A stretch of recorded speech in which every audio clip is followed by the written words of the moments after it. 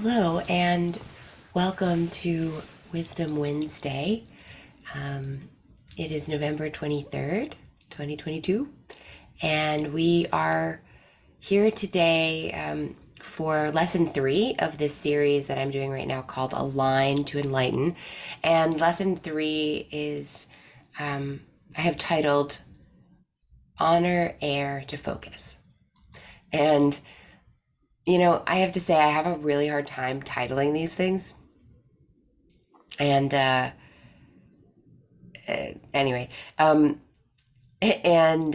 with this one, you know, honor air to focus. As I was preparing for it, I thought, gosh, there's so many different things that we could say instead of focus. Honoring our air element. What does that mean to you? And it's your air element. You've been endowed with this capacity to breathe air and to live in this particular earth atmosphere, and so you don't have to use your air to focus. You can use it for whatever you want. Air tends to be associated with clarity, mental life, a subtleness. And this is a big theme for us in the guided meditation for today, and it will be in the movement practice as well, and just in kind of how I recommend that you work with things this week. Noticing, as we did in the meditation, this sense of there being kind of more subtle aspects of you and the more gross or obvious aspects of you. Last week, we were honoring we were honoring earth to ground, which you could consider sort of the most dense of our elements, and air, ether at the end is kind of its own thing, and it would be the most subtle, I suppose. But in terms of what air is, this awesome connector between the most subtle and something that we can still feel and hear, right? The breath is this incredible tool for us, or serves as an incredible tool for us because of its place in that way, right? You could breathe right now. And it's both physical, it's definitely happening, it feels real, and also it brings us into that subtle space. And as we identify with the breath, we can meet the body in this kind of different way. So playing with earth and air together is what I'm suggesting, and considering that connection, the kind of connection points, the way that earth sees and recognizes air, and the way that air sees and recognizes earth, and how they can work together. So these are all things we're playing with. That being said, on a deeper level, we could also, instead of honor air to focus, we could honor a different element. We could honor a different collection of elements. And this is what I mean. What are the elements, and why do they show up in all of these ancient healing traditions and philosophical traditions from across the world, and spiritual traditions? I think that the simplest answer is what we are doing here whenever we do inquiry is the same thing that the philosophers and spiritual practitioners and mystics and healers have been trying to figure out for a long time, have been working toward for a long time. This question of what am I? What am I made of? And some version of the elements is everywhere, because really every human culture and every very curious individual within said culture, right, ends up asking these same questions. What are the building blocks? What are the essentials? What is fundamental here? What is real? And what's like real? If I only paid attention to 5 things in my life, if I only paid attention to 3 things in my life, what would they be? We would want them to be the most real and essential and important things, right? We would want a few things that we could somehow kind of sort everything else that we encounter either into or understand by, right? And so this bigger, much bigger, deeper perennial project ends up being reflected by the elements. Of course, if you have a more sophisticated contemporary perspective on the world, then you might be talking about it quite differently. You might be talking about whatever the building blocks are for life, the way that it evolved on this planet. I don't know, you might be talking about hydrogen and oxygen, or you might be talking about amino acids. If you understand string theory, you might be talking about us all as vibrating strings, right? You might be talking about us as particles or atoms or as waves, right? As waves of light and energy. However it is that you talk about it, you get what I'm saying. Each of these sort of theories or kind of intellectual traditions relies on the vocabulary of these basic elements or building blocks. And so this bigger project of aligned to enlighten is, what are you to practice this inquiry. All of my teachers emphasize inquiry, and every great artist and kind of mentor or inspiration that I've had has said something along the same lines. You have a mind, and its nature is to question and investigate. Do that. Don't avoid that that important responsibility to get to know your world and investigate what you are. And so, you know, this week we are honoring air to focus. And by the end of this session, whether you just do the meditation or you do the meditation and the talk and some inquiry exercises that I'll post with this later today, or you're also doing the physical yoga class that we're about to do, all of these are designed to kind of get you into that place where the mind is present and not distracted, and which we might call focus, right? That sense of focus also implies a kind of unity, that everything's together, right? What's the opposite of focused, right? Scattered or kind of not united, right? So we're honoring air to focus, or to do whatever we do with air. But what we're really doing is honoring what is most essential and true, so that we can align with it. And when we align with what is most real and true, everything else seems to fall into place. And I often say to people, the two most essential things for me, what I am looking for everywhere, what I have perceived to be in everything, what it is that I most want to align with myself. I often name my two main values. But I've realized recently that really, I think that it's a triumvirate. I think there's three that all go together: truth, love, and this third one we could call nature. And they're almost like yin, yang, and the Tao, right? Truth is the ultimate reality of things. This is what everyone who's ever done any inquiry at all is looking for. and we make a deal when we get started. I'm actually looking for the truth.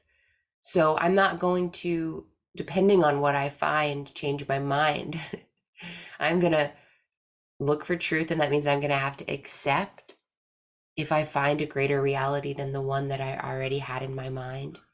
I'm going to have to let go if something that I've been thinking was the truth turns out my inquiry has uncovered it isn't.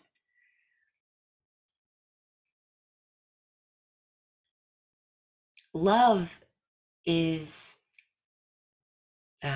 very hard to put into words, but it is that sense of being connected. Or maybe it comes from that sense of being connected, but experiment for yourself. I mean, love represents in this triumvirate the sort of felt sense that is always present when I'm in the face of truth.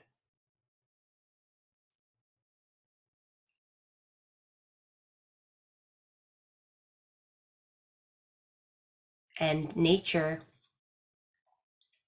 means what is. Nature, kind of like the word alignment, it just means what is this thing and kind of what is its truth? Where is it? Where is it in its kind of power place and sweet spot? What is it made to do? How does it work? And when we are, as it says at the beginning of the Yoga Sutras, resting in our own true nature, we are aligning ourselves to be in relationships that are loving. And by that, I just simply mean mutually supportive, interconnected. Once we realize that we're all interconnected, all we want to do is just get into our alignment, because then we can be in right relationship with everything else. So the technique for this week, in a nutshell, is to be the breath. And the breath becomes this kind of stand-in for the seer, the awareness, the feeler, the one that is receiving information. And the giver of information would be the body, the sensations in your body. And you can do it right now. Send your breath into your pelvis and notice what the sensations are in your pelvis. The sensations are already there. There's already a posture. There's already stuff going on, sensory receptors, and then we put our breath in there and we become the breath in order to perceive what's happening.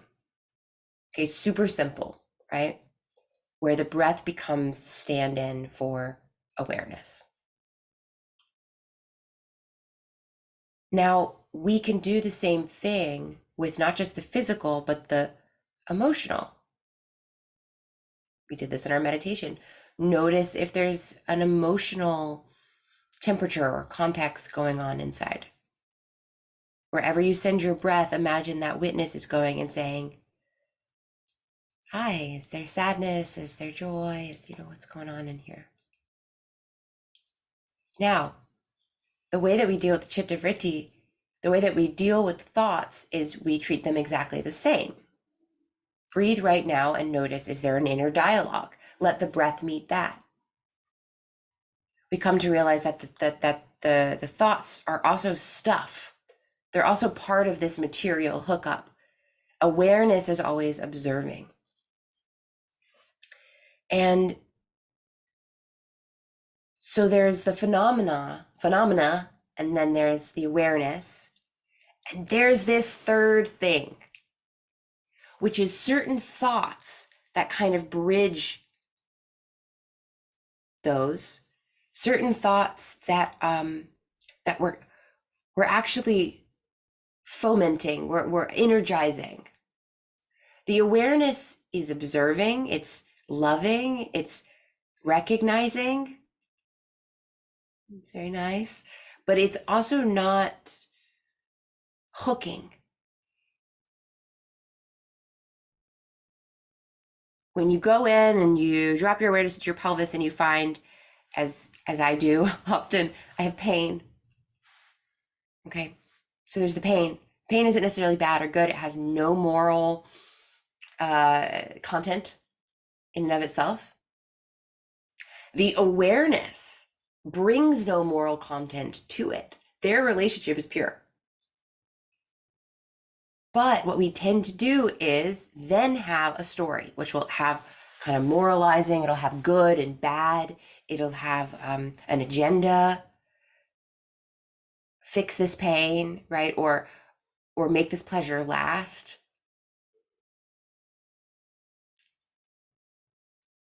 When we're sitting there and we've already had, too much of the ice cream or whatever, but we're going back for more. The addicted part isn't even like necessarily the body, or it's certainly not your taste buds, right? I mean, it kind of is the body. This is a little complicated, but the issue is those thoughts, right? Those are the chitta vritti that are coming in and going, oh, wasn't that really good? Would you like some more? Right? The thoughts that then, and then it spins. The thing is, the chitta vritti are, they can go endlessly. The conversations that we can start to have about reality go on and on. The things that we need to do to fix reality or make it better go on and on.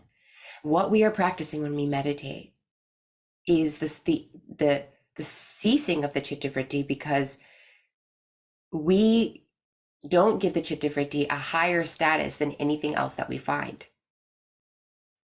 We don't engage with them. We don't hook by them.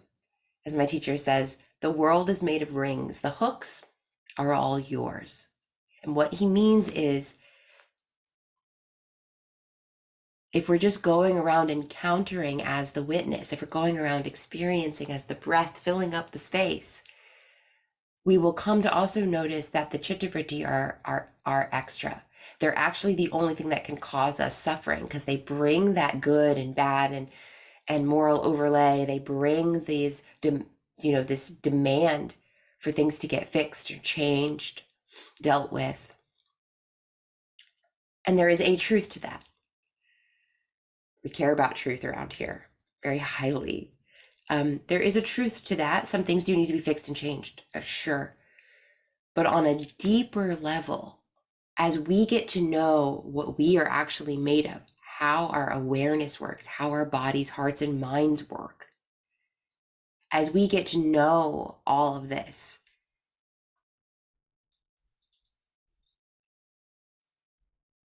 we have to be able to recognize that level, to experience, to start to touch and taste what it is like to be a human being right here and now without the chitta vritti, or without the chitta vritti convincing us that the false reality, which is that sort of third conversation about reality, that has more reality than the reality itself. That's when we cause ourselves suffering.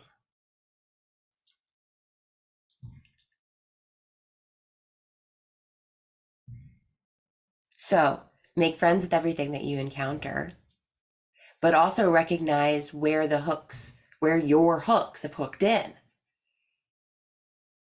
Not so that you can become a morally perfect person, but so you can be happier, so you can be healthier, so that you can align with whatever you're supposed to be aligning with, and do your thing, be your perfect, unique contribution to this bigger garden of life, right?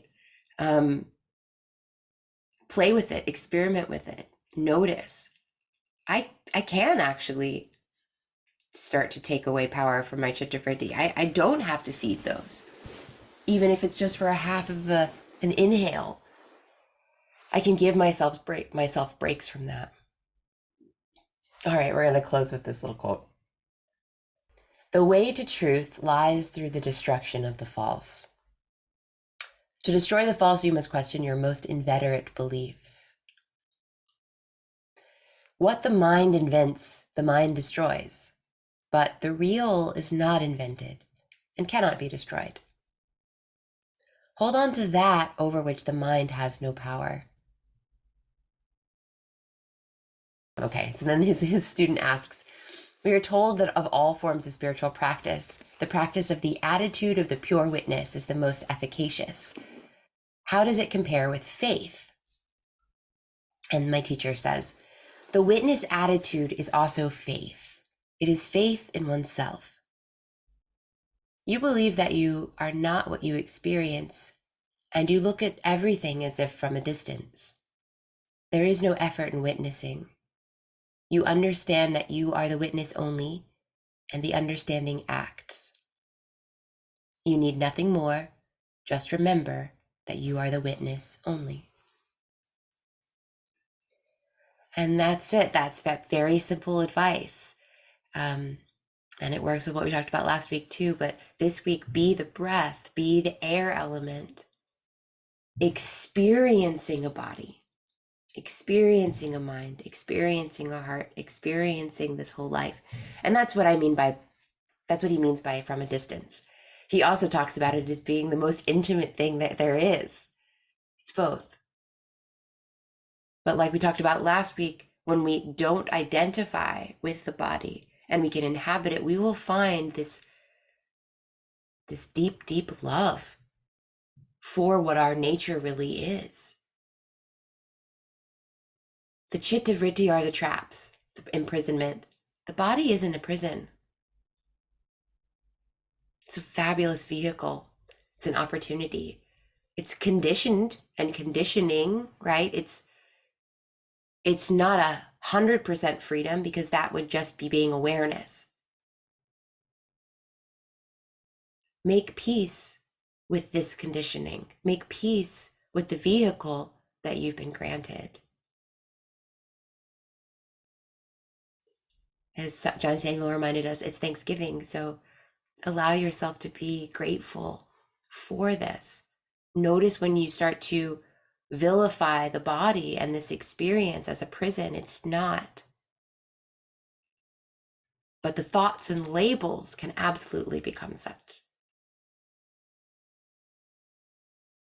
Give yourself tastes of freedom this week and give yourself opportunities to live in gratitude.